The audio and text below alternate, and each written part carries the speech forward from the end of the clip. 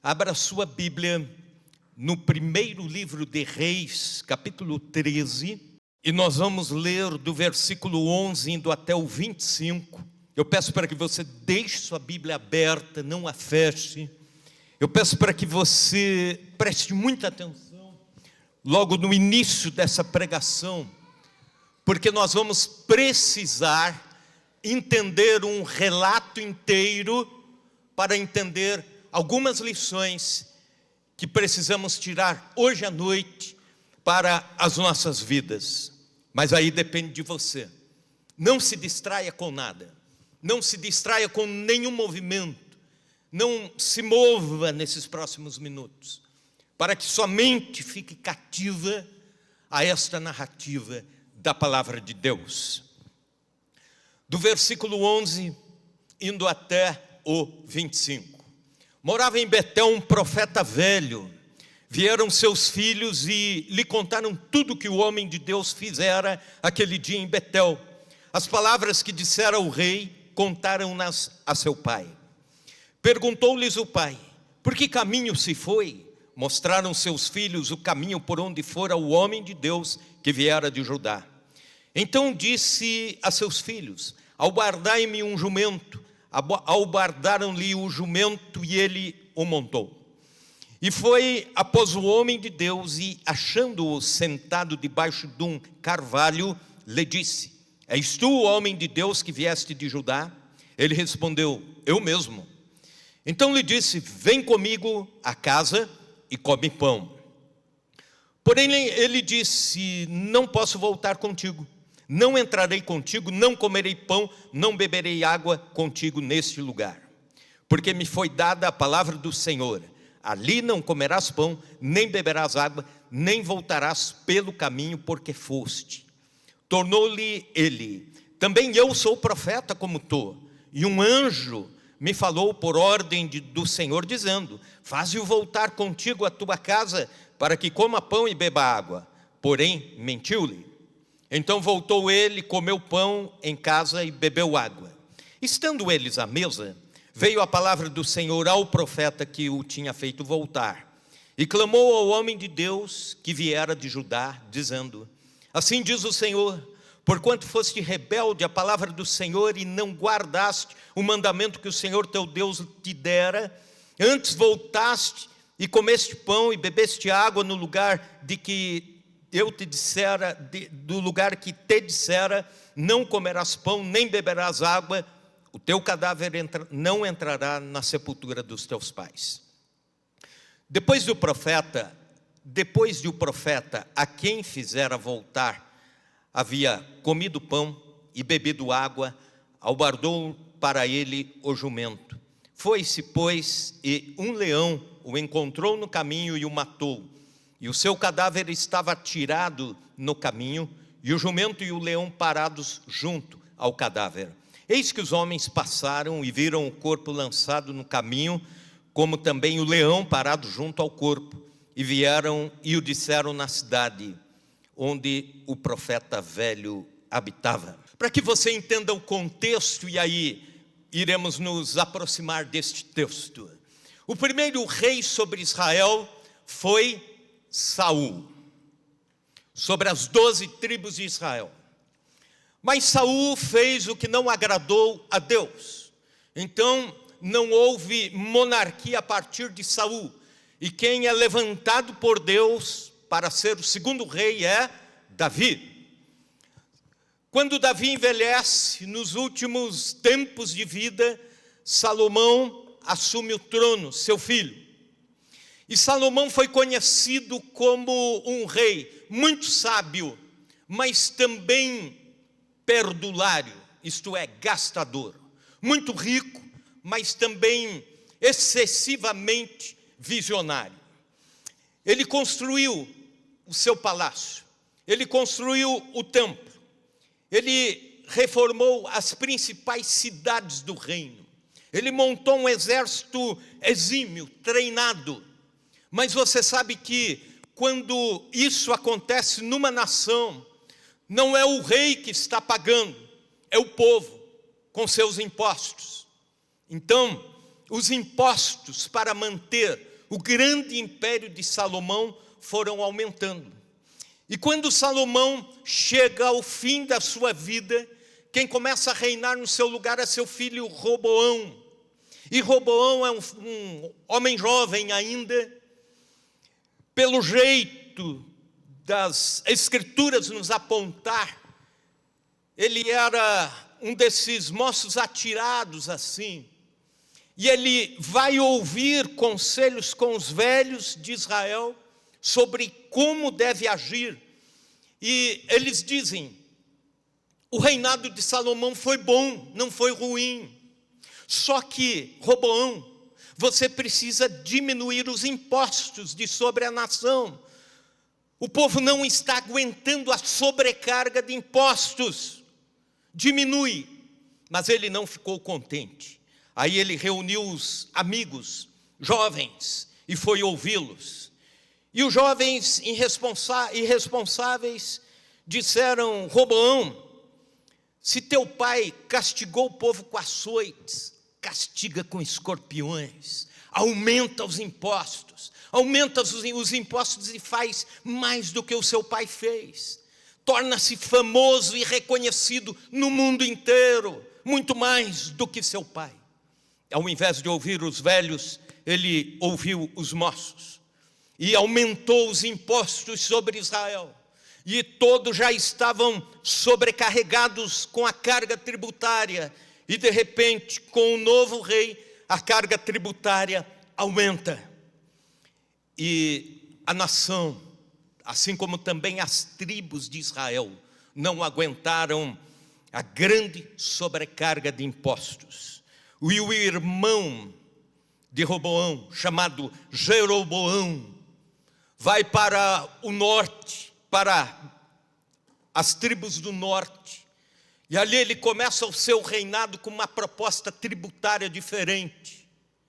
E aí então 10 tribos do norte ficam com Jeroboão e 2 tribos do sul continuam com Roboão.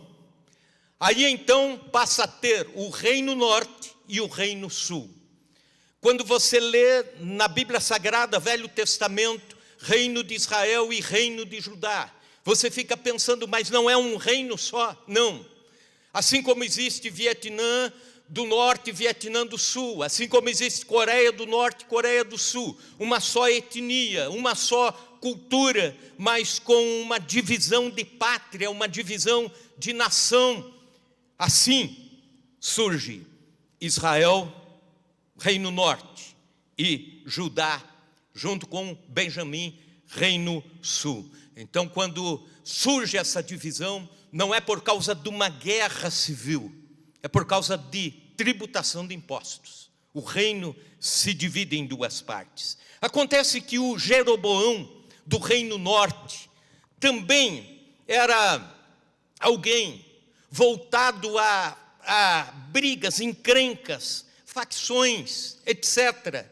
E aí ele disse: nós não vamos permitir que as pessoas do Reino Norte atravessem a fronteira para, nas festas religiosas, irem a Jerusalém.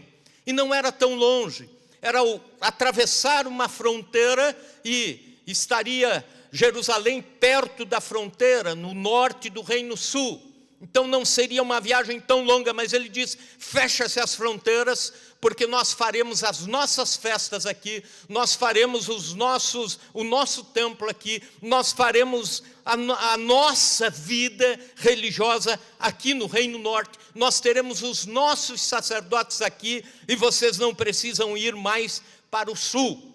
E aí o Jeroboão reúne na cidade de Betel todo o povo, e ele monta um altar, e ele diz: esse altar vai ser consagrado a Deus, nós vamos então ter os nossos sacerdotes aqui, que não necessariamente precisam ser os levitas preparados por Deus, mas nós aqui fazemos a nossa nomeação, fazemos o nosso altar, e damos um jeito aqui, para que ninguém precise ir até Jerusalém, quando das festas religiosas. Pois bem, e Deus diz a um homem de Deus, a Bíblia não diz o nome dele, um profeta de Judá, do Reino Sul, vai até o altar e profetiza sobre o altar. E assim acontece. Esse moço, dirigido por Deus, vai até Betel no dia em que se ofereceriam sacrifícios no altar de Betel, no altar do Reino Norte, um altar ilegítimo, não levantado por Deus. E Deus disse a esse moço: você vai, não pare em nenhum lugar, não beba, não coma, e na volta venha por outro lugar. Vá por um caminho, volte por outro. Faça a sua missão e volte sem comer, sem beber, e vá por um caminho, volte por outro. A ordem de Deus era essa. E esse rapaz chega, você pode imaginar a cena, o altar preparado, o rei Jeroboão ali muito próximo, os sacerdotes preparados para o culto, a nação, o reino norte reunido ali, os príncipes das tribos, das 10 tribos do norte estão ali, os principais representantes tribais estão ali para um culto solene. E quando o culto vai começar, chega este jovem e profetiza contra o altar, dizendo, capítulo 13, versículo 2, clamou o profeta contra o altar, por ordem do Senhor, e disse: altar, altar, assim diz o Senhor, eis que um filho nascerá à casa de Davi, cujo nome será Josias, o qual sacrificará sobre ti os sacerdotes dos altos que queimam sobre ti incenso, e ossos humanos se queimarão sobre ti. E enquanto ele profetizava, o rei, tomado de ira, tomado de raiva daquela interrupção, estendeu a mão contra aquele moço, dizendo: prendam-no. E quando o rei estendeu a mão, a Bíblia diz que a mão do rei ficou ressequida, extorquida, estorricada, e ele não podia mais abaixar a mão. Aí então,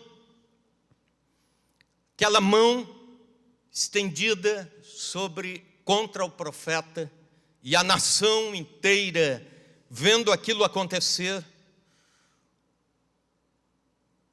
Enquanto isso acontece, o altar se quebra e o altar por si mesmo se desfaz, e o rei então vê claramente que aquela é uma intervenção divina, é Deus dando a negativa sobre aquele culto, sobre aquele altar e sobre o culto de Betel. Pois bem, aí o rei com a mão esticada diz: ore por mim, implore para que a minha mão volte ao lugar. E a mão então volta ao lugar, e o rei agora muda a sua proposta. Ele diz: agora eu vejo que você é um homem de Deus, e quero convidá-lo. Vamos agora na minha casa, você come, se fortalece, bebe, e depois volta. E o homem de Deus disse ao rei as seguintes palavras. Ele orou, a mão voltou ao lugar. Porém o homem de Deus disse ao rei, versículo 8: ainda que me desses metade da tua casa, eu não iria contigo, nem comeria pão, nem beberia água neste lugar. Porque assim me ordenou o Senhor pela sua palavra, dizendo: não comerás pão, nem beberás água, e não voltarás pelo caminho por onde foste. E o homem de Deus vai embora, e aí havia, naquele preparo de culto, os 2 filhos de um velho profeta, dali das redondezas, das cercanias. E eles correram admirados e contaram tudo o que aconteceu ao seu velho pai, que fora um profeta. E o pai ficou animado e disse: eu quero conhecer este jovem profeta, Eu quero conhecer o homem de Deus de Judá. Prepararam um jumento e ele foi em direção ao homem de Deus. E este estava descansando debaixo de um carvalho, de forma que o velho profeta chegou e disse: você é o homem de Deus que veio de Judá e profetizou contra o altar? Sim, sou eu. Versículo 15. Então lhe disse: vem comigo à casa e come pão. Resposta do homem de Deus: não posso voltar contigo, nem entrarei contigo, não comerei pão, nem beberei água contigo nesse lugar. Porque me foi dito pela palavra do Senhor: ali não comerás pão, nem beberás água, nem voltarás pelo caminho por onde foste. Até aqui, tudo bem. Mas aí o velho profeta diz, versículo 18: tornou-lhe ele: também eu sou profeta como tu. E um anjo me falou por ordem do Senhor, dizendo: faze-o voltar contigo à tua casa, para que coma pão e beba água. Porém, mentiu-lhe. Versículo 19: então voltou ele e comeu pão em casa e bebeu água. Ele cede ao convite, aceita o convite do velho profeta, em contrariedade à ordem que Deus havia lhe dado. E quando estavam os dois assentados, comendo na casa do velho profeta, aí realmente veio a palavra de Deus, de fato, ao velho profeta, e ele disse: porquanto fostes desobediente, rebelde, a voz do Senhor que te ordenou, não pare, não coma, não beba e volte por outro caminho pelo qual veio, você não será sepultado no túmulo dos seus pais. Em outras palavras, não terá honras daqui para frente, nem na sua morte. E assim aconteceu. O jovem termina o lanche, prepara o jumento e vai embora. Depois vem um aviso para a cidade onde o velho profeta morava: um leão matou o jovem profeta, o homem de Deus de Judá.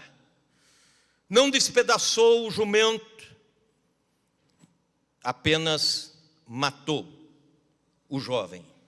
E aí o velho profeta pega o seu jumento, vai até o local e lá está o jumento intacto, o leão, o homem morto, mas não despedaçado. E o velho profeta, quem sabe com arrependimento, com remorso de ter participado daquele convencimento, coloca o moço no seu jumento, leva, sepulta na sua sepultura familiar e ainda deixa para os filhos o seguinte recado: quando eu morrer, sepultem-me junto com este moço. Pois bem, essa história nos traz algumas advertências para hoje, tempo de agora, século 21, todos nós aqui reunidos. A primeira advertência é: cuidado, quanto maior a revelação de Deus, maior a responsabilidade. Olhando o desfecho da narrativa, eu tenho a impressão, num primeiro momento, que Deus foi injusto com esse moço. Você não tem essa impressão? Ele descumpre um dos quesitos, um pequeno mandamento que fazia parte, quem sabe, de um momento apenas de rito, e ele perde a sua vida tragicamente. Já pensou se todas as pessoas que interrompessem a sua missão de ir ou voltar para parar e tomar um cafezinho em algum lugar, morressem despedaçados por leões? Eu creio que nós não teríamos muita gente viva aqui hoje. Mas imagine se pessoas que Deus dissesse assim, ou que fossem daqui para o outro lado da cidade e voltassem pelo mesmo caminho, fossem mortas. Por vezes eu cheguei a pensar o seguinte: é uma pena muito severa para uma falta tão discreta. Pensei esses dias, a humanidade está num caos moral. Estamos à beira de um colapso. O planeta em convulsão. A sociedade partindo para um colapso moral e espiritual. E tudo isso só porque Adão e Eva comeram um fruto proibido de uma árvore. É uma pena desproporcional. É o que o direito civil chama de desproporcionalidade da pena.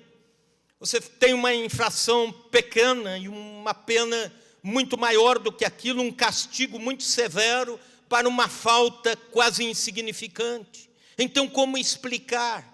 A questão em voga não é a relação da gravidade do pecado e castigo, mas houve muita revelação de Deus a este jovem.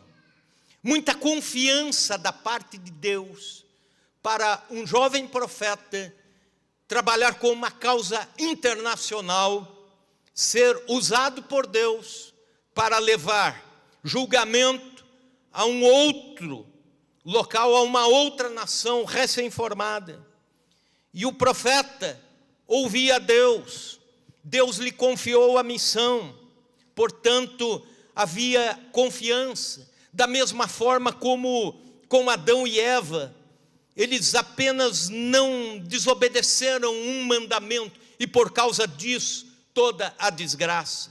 Mas Adão e Eva conversavam com Deus face a face, na virada de cada dia, tinham a presença de Deus no jardim. Então, tinham comunhão límpida, intensa com Deus, desfrutavam profunda intimidade com o Criador.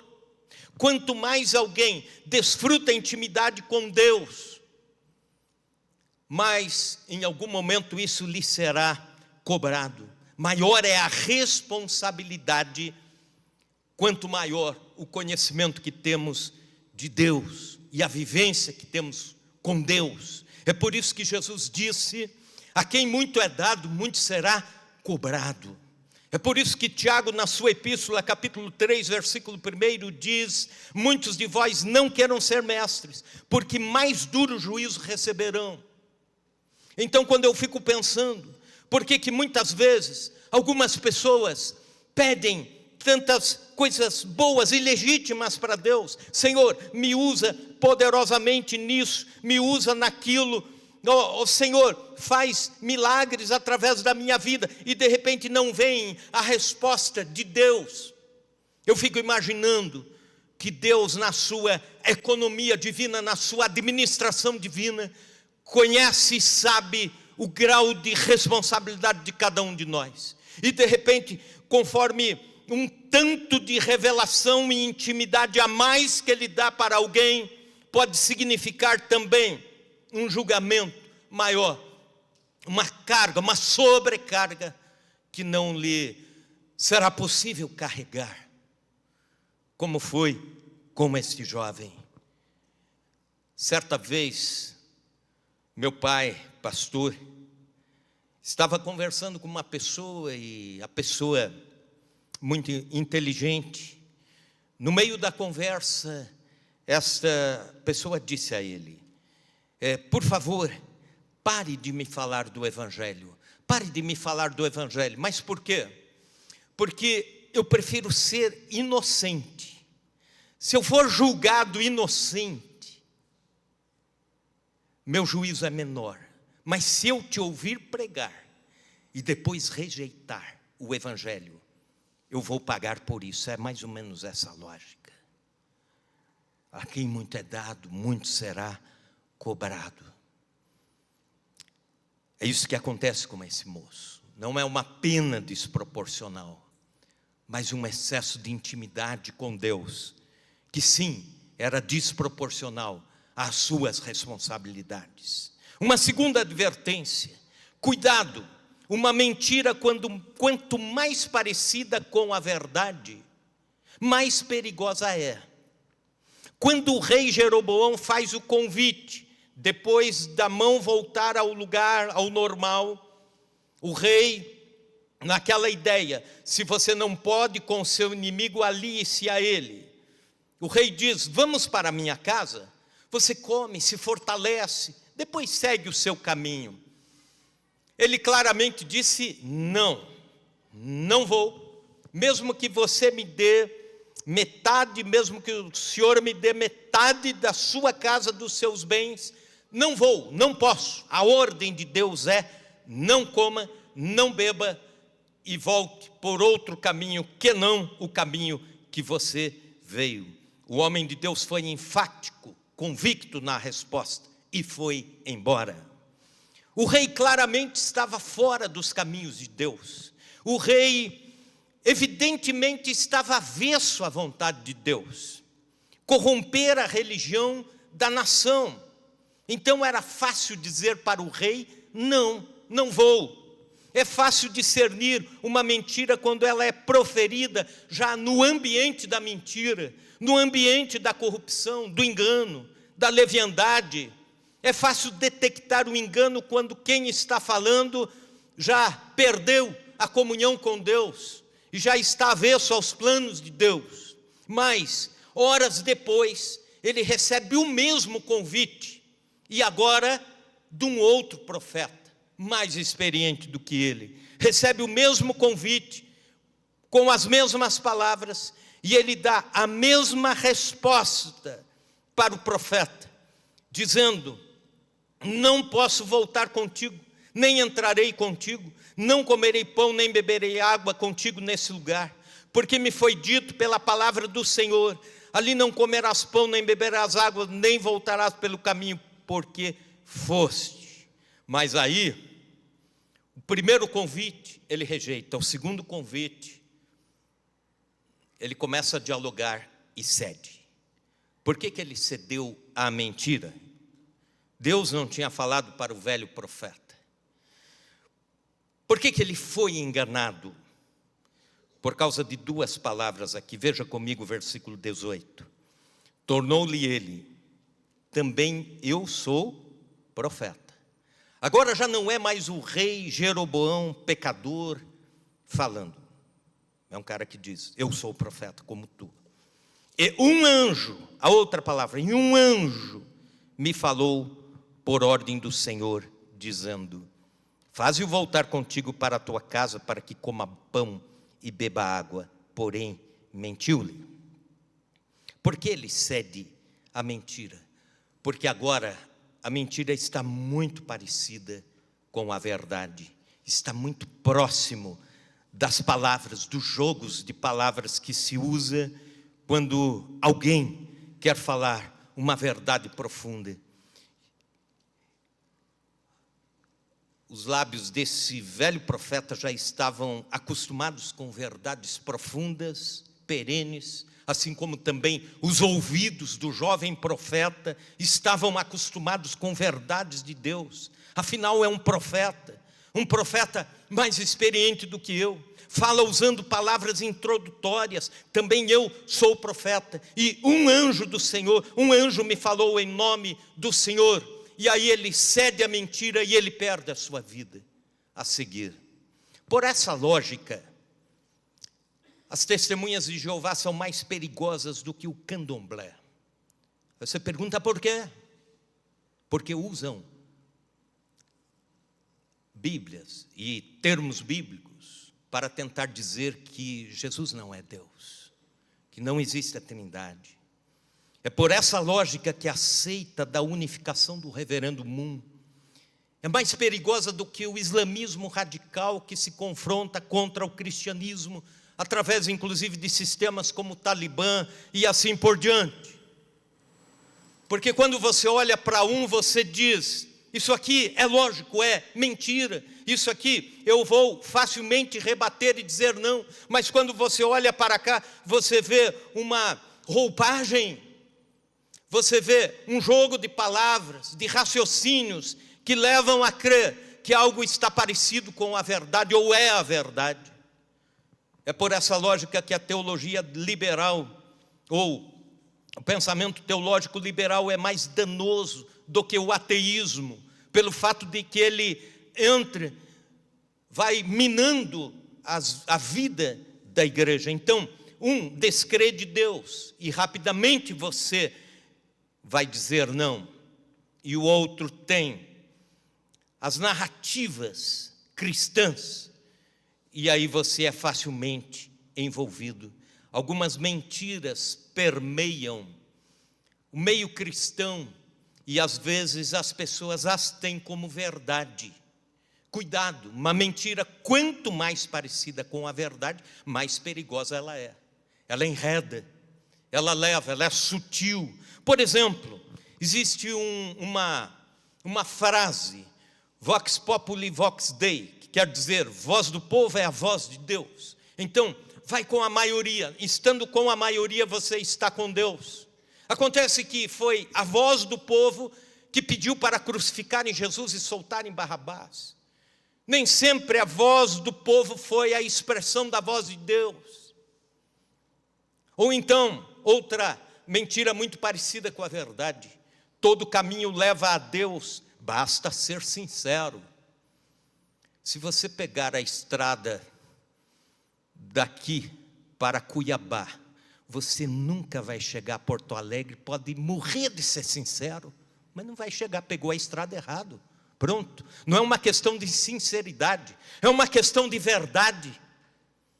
Então, muitas pessoas são enganadas com mentiras parecidas com as verdades, como por exemplo esta outra: viva como está, afinal Deus quer o seu coração, só isso. Não, quando você se entrega a Cristo, Ele é o Senhor da sua vida, Ele quer sim o seu coração, o seu cérebro, os seus pensamentos, a sua vida. Ele quer ser o Senhor da sua vida. Cuidado, a mentira, quanto mais parecida com a verdade, mais perigosa é. Terceira advertência: cuidado, as equações divinas não consideram a lei da compensação. Eu imagino o profeta novo recebendo o convite do profeta velho, e talvez numa fração de segundos ele começa a fazer as contas, ainda com a adrenalina das horas anteriores no corpo, ainda se sentindo um herói nacional por ter profetizado contra o altar, por ter impactado a vida do rei e a nação do norte. Talvez ele tenha interiorizado essa negociação. Se o profeta velho estiver falando a mentira e não for uma verdade, e eu desobedecer a Deus, afinal, hoje eu estou em crédito com Deus, olha o que eu fiz, né? Vim para o reino norte, aquilo que eu profetizei aconteceu, sensibilizei a nação, o rei me ameaçou e Deus fez o braço dele encolher, esturricar, e agora sim, orei, ele está bem, e estou na moral, como diz a moçada, na moral com Deus. Afinal, Deus escolheu a mim para essa missão. Se eu der um deslize, nada de mais grave poderá acontecer. Se eu desobedecer aqui ou ali, alguma coisa, algum detalhe, afinal é só uma parada para um lanche. Não é nem toda a ordem de Deus, porque eu já estou voltando pelo outro caminho mesmo, então é parte dela. Quando você olha para a vida de Sansão, ele caiu quando estava no apogeu da sua liderança. Davi caiu quando estava no melhor momento do reinado. Uzias caiu quando a Bíblia diz já estava fortalecido no poder. É por isso que Paulo diz, 1 Coríntios 10:12, aquele que está em pé, olhe que não caia. A vida cristã exige cuidados de hoje para hoje. Nada está acreditado de ontem para hoje. A vida ministerial de hoje para hoje. Lamentações 3:22, as misericórdias do Senhor se renovam a cada manhã. O maná que vinha como resposta de Deus para alimentar o povo do Senhor, não podia ser acumulado, era para o dia. E é mais ou menos por essa lógica que a nossa vida com Deus caminha. É por esta lógica que nós precisamos crescer no processo que se chama santificação. É por essa lógica que nossos critérios de cuidado, obediência, devem ser cotidianos, dia após dia, semana após semana. Cuidado, não há um crédito. Terceira e quarta advertência, cuidado, o juízo que pronunciamos ao outro é válido para nós também. Pela manhã, esse homem de Deus emitiu uma sentença contra o culto do Reino Norte, contra o altar, contra os sacerdotes e contra o rei Jeroboão. Condenou a idolatria, mas ele mesmo foi condenado pela desobediência. Julgou, depois foi julgado.